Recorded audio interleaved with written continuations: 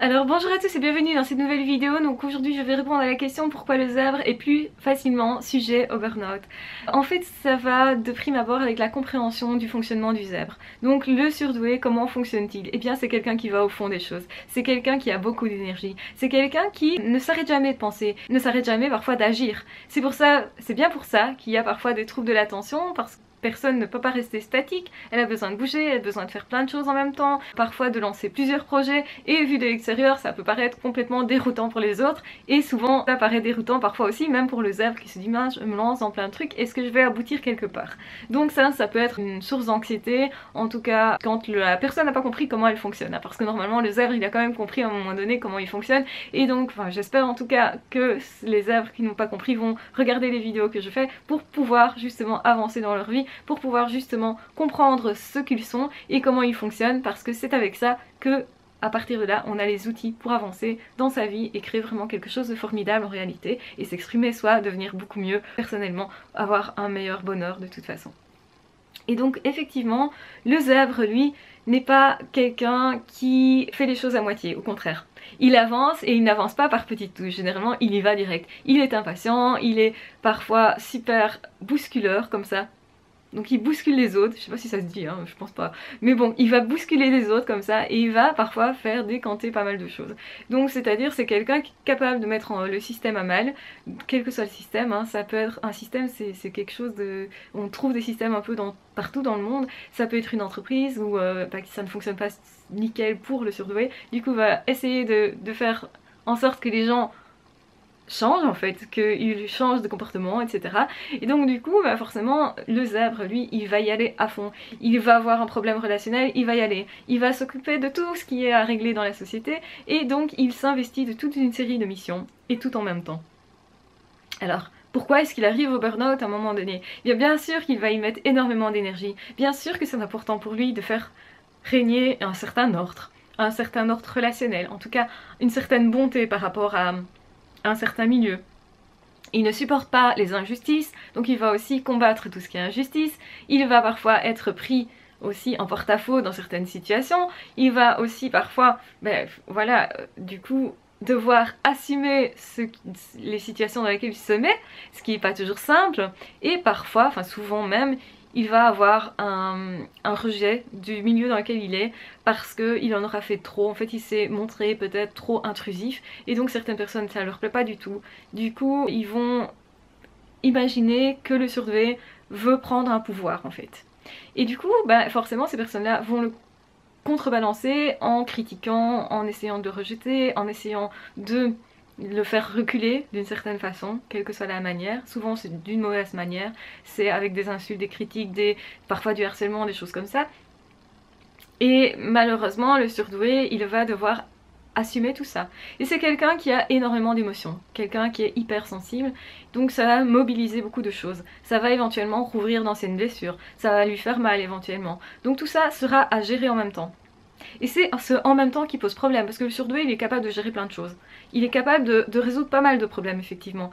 Il est très inventif, il est très créatif. Il sait sentir les gens, il sait sentir les milieux. Donc il n'est pas du tout pas armé par rapport à ça.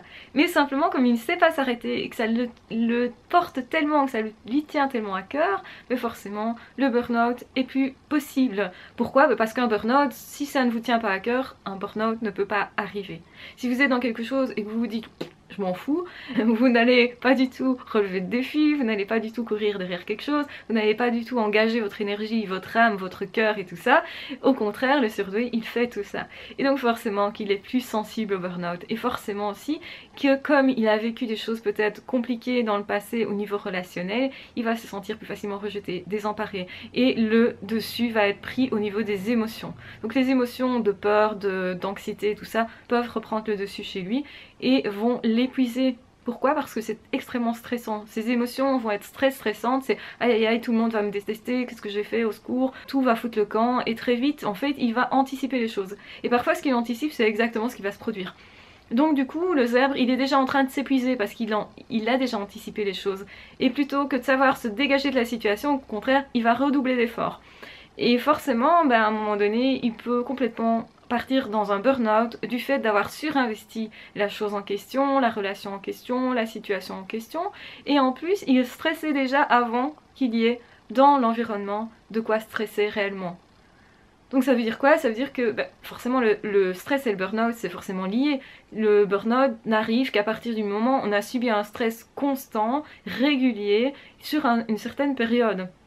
Et donc il y a un épuisement qui est physique d'abord, hein. C'est un épuisement effectivement neurologique aussi, parce que le zèbre s'épuise à essayer de trouver des solutions, et parfois il n'y a pas de solution à ça.